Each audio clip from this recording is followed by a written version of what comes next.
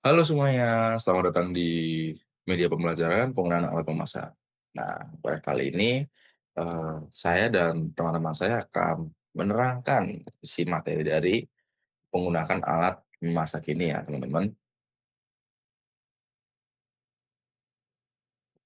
Lalu untuk menunya, untuk yang pertama ada kompetensi dasar dan indikator. Lalu yang kedua ada peta konsep. Yang ketiga ada materi. Yang keempat ada LKPD digital. Yang kelima ada tes atau evaluasi. Dan yang keenam ada penutup. Nah, sebelumnya izinkan perkenalkan diri, saya Christopher Nugroho Putra Purnomo dengan NIM akhir 190 dan kali ini saya tidak sendirian ya teman-teman, ada Rafli Badila dengan NIM akhir 202 dan ada Ahmad Sufar dengan NIM akhir 209. Oke, untuk kompetensi dasarnya yaitu adalah ada 2 poin, yaitu ada ranah pengetahuan dan ranah keterampilan. Nah, untuk ranah pengetahuan ini tuh seperti menganalisis jenis dan fungsi berbagai alat memasak manual dan elektrik, beserta prinsip kerja, serta standar penggunaannya dalam kegiatan pengolahan makanan sesuai prosedur industri. Lalu untuk ranah keterampilannya, yaitu menerapkan cara penggunaan berbagai macam alat memasak, manual dan elektrik, sesuai prosedur kerja di dapur industri dengan memperhatikan efisiensi waktu, energi, dan keselamatan kerja. Kita next. Lalu untuk indikator pengetahuan kita ada 5 ya teman-teman. Nah, untuk indikatornya yang pertama ada mengidentifikasi berbagai jenis alat memasak berdasarkan fungsi dan sumber energi, itu masuk ranah kepengetahuan. Lalu untuk yang kedua, ada menjelaskan prinsip kerja alat memasak manual dan elektrik, ranahnya juga kepengetahuan. Lalu yang ketiga ada menggunakan alat memasak sesuai SOP industri, itu ranahnya keterampilan. Dan juga yang keempat, menganalisis perbedaan efisiensi alat manual dan elektrik, yaitu ranahnya keterampilan. Lalu yang kelima dan sekaligus yang terakhir, yaitu melakukan perawatan dan pembersihan alat memasak sesuai prosedur standar industri. Itu masuk ke ranah keterampilan. Oke, untuk capaian pembelajaran kita yaitu eh, peserta didik ini mampu menerapkan penyiapan, perhitungan, pembersihan, inventaris alat, dan bahan sesuai prosedur, serta juga penyimpanan bahan yang sudah disiapkan pada wadah yang sesuai atau tempat yang sesuai. Lalu untuk tujuan pembelajaran kita juga peserta didik diharapkan mampu menerapkan cara menggunakan berbagai macam alat memasak sesuai standar industri. Lalu berikutnya ada ATP atau alur tujuan pembelajaran kita, yaitu yang pertama, peserta didik itu mampu menganalisis jenis peralatan memasak manual dan elektrik beserta prinsip kerja, standar penggunaan dan perawatan sesuai standar industri. Lalu yang kedua ada mengevaluasi prosedur penggunaan peralatan memasak sesuai SOP industri.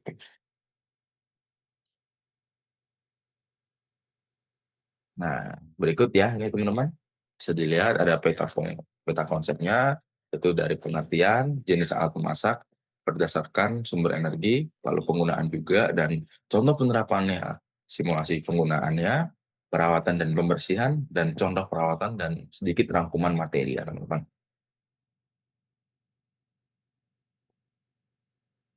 Oke, untuk yang pertama nih, yaitu pengertian.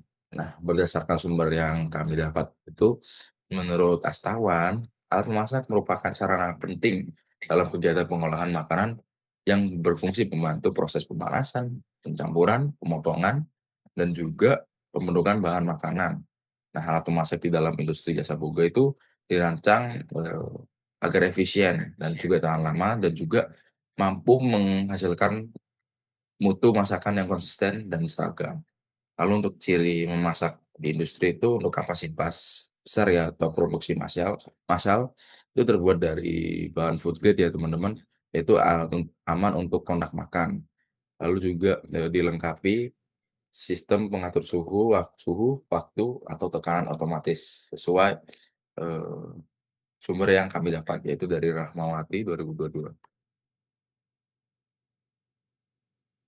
Nah, ini cukup menarik ya teman-teman, berdasarkan sumber yang kami dapat, untuk menurut Sudan Astuti itu, jenis-jenis alat masak itu kayak klasifikasi alat nih seperti di atas ya teman-teman, yang ada di tabel, yaitu, eee, ada 5 jenis ya teman-teman, yaitu ada alat pemanas, alat pengaduk, alat pemotong, dan alat pendingin, dan juga alat penunjang.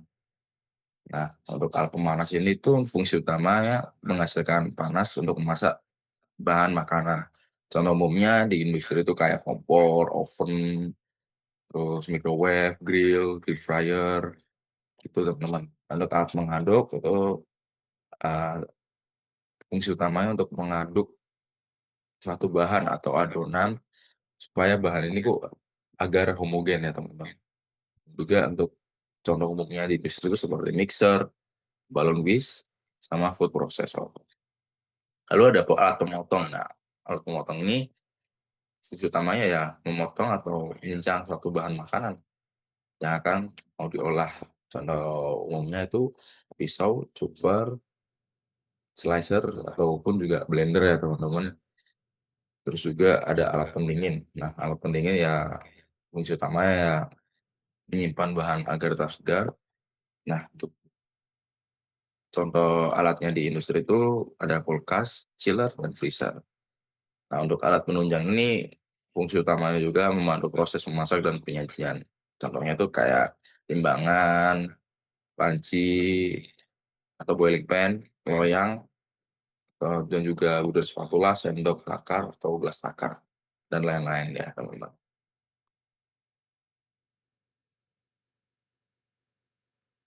Baik, lanjut untuk berdasarkan sumber energi.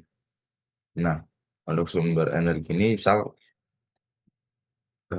gas atau LPG. Nah, itu gunanya itu untuk jenis alatnya itu khusus kompor gas atau oven gas. Kelebihannya itu, cepat merata dan itu juga mudah diatur. Lalu untuk sumber energi dari listrik, itu untuk jenis alatnya itu ada blender, mixer, oven, dan juga oven listrik ataupun juga rice cooker. Kelebihannya dari jenis alat ini itu yang berdasarkan sumber dari energi itu lebih praktis, bersih, suhu mudah dikontrol juga. Lalu ada juga sumber energi dari uap atau induksi, itu jenis alatnya itu kayak steamer, induction cooker, and Duke roller. Nah, kelebihannya ini, agar efisien, higienis, cocok untuk di dapur industri ya teman-teman. Nah, berdasarkan sumber yang kami dapat dari Kementerian Pendidikan dan Kebudayaan tahun 2021 menegaskan bahwa pemanfaatan alat dengan sumber energi yang tepat itu meningkatkan efisiensi produksi serta menghemat biaya operasional. Baik, untuk poin selanjutnya akan dijelaskan teman saya. Jadi selanjutnya saya akan menjelaskan tentang penggunaan alat memasak sesuai standar industri ya. Nah, yang pertama ada prinsip penggunaan. Menurut Rahmawati 2022 dalam praktek tata boga industri, penggunaan alat harus sesuai. Nah, harus memperhatikan ada prinsip-prinsipnya. Jadi ada prinsip yang pertama yakni efisiensi waktu dan energi. Nah, jadi yang ini gunakan suhu dan waktu sesuai kebutuhan agar bahan matang sempurna tanpa boros energi. Yang kedua ada kebersihan alat. Pastikan alat bersih sebelum dan sesudah digunakan agar hasil makanan tidak terkontaminasi. Jika tidak ada kesesuaian alat, jadi gunakan alat yang tepat ya, sesuai jenis bahan dan teknik memasak. Yang terakhir ada pemeliharaan ringan. Gunakan alat dengan hati-hati agar tidak cepat rusak.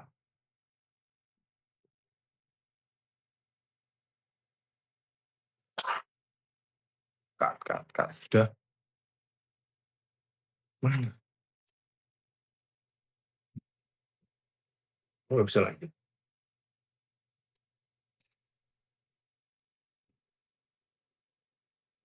Hmm.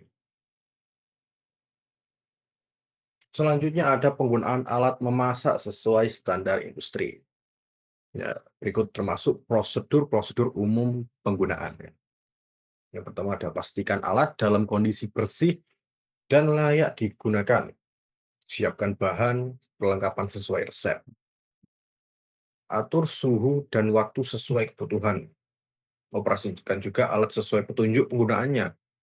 Dan kelima, dan setelah itu digunakan, lalu matikan alat dan lepaskan dari sumber energi. Dan terakhir, dinginkan alat sebelum dibersihkan.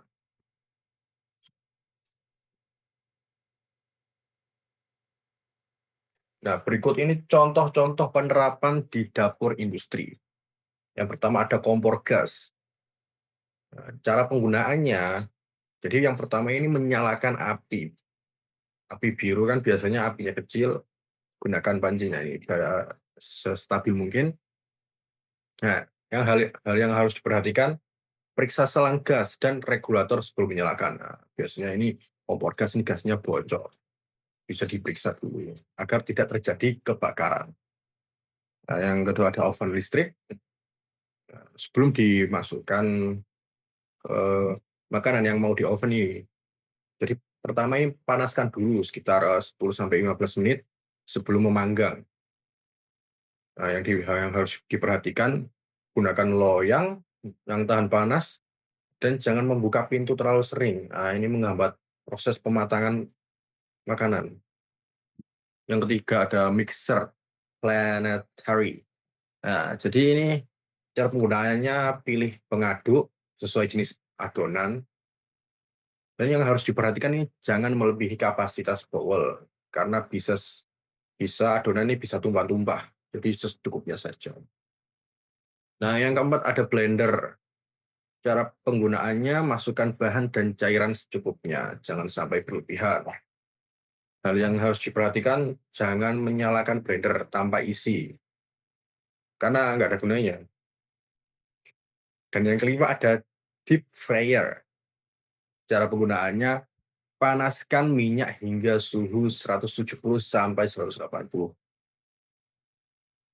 Hal yang harus diperhatikan, gunakan saringan ya, logam saat mengangkat bahan.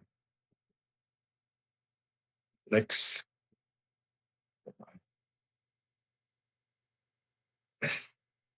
Kali ini ada simulasi ya, penggunaan alat memasak praktek sederhana. Yang pertama ada tujuan simulasi.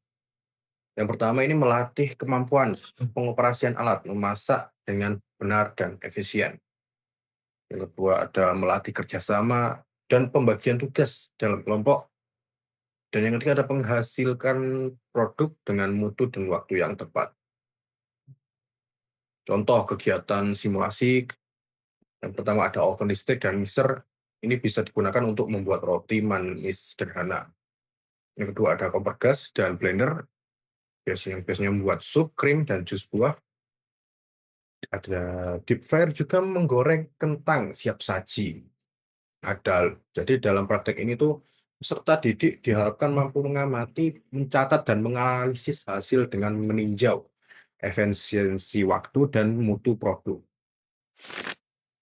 Oke, teman-teman, selanjutnya ada perawatan dan pembersihan alat memasak. Yang pertama itu tujuan perawatan. Menurut Rahmawati, perawatan alat dilakukan untuk yang pertama, menjaga alat tetap berfungsi optimal.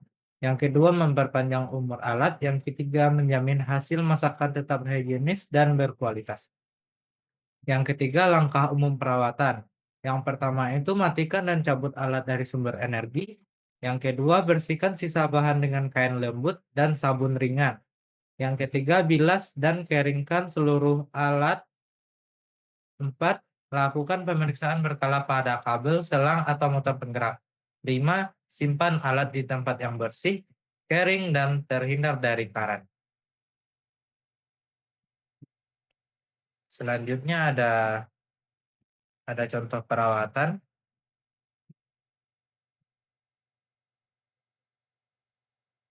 Contoh perawatannya itu yang pertama ada kompor gas. Langkah perawatannya itu bersihkan tungku dan cek secara berkala. Kita harus mengecek itu setiap per hari atau per minggu. Yang kedua itu ada open listrik. Langkah perawatannya yaitu lap bagian dalam, hindari air di panel listrik. Langkah perawatannya yaitu setelah pemakaian teman-teman. Yang ketiga, mixer atau blender. Langkah perawatannya itu cuci wadah dan pisau lalu keringkan. Ini dibersihkan setiap setelah pemakaian. Yang keempat ada deep fryer. Langkah perawatannya yaitu saring minyak dan ganti secara berkala. Untuk frekuensi pembersihan dan perawatannya itu setiap pemakaian atau setiap hari, teman-teman. Yang kelima, yang terakhir itu ada pisau ataupun logam. Langkah perawatannya cuci, kering, beri pelumas tipis bila perlu. Langkah perawatannya itu dibersihkan setiap hari atau setelah pemakaian. Selanjutnya ada rangkuman materi. Yang pertama, alat memasak membantu proses pengolahan makanan agar efisien dan seragam hasilnya.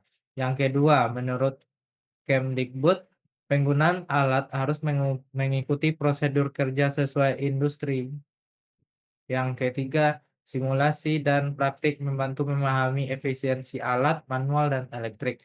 Yang terakhir, menurut Rahmawati, perawatan rutin menjaga alat agar tetap awet dan siap digunakan kembali.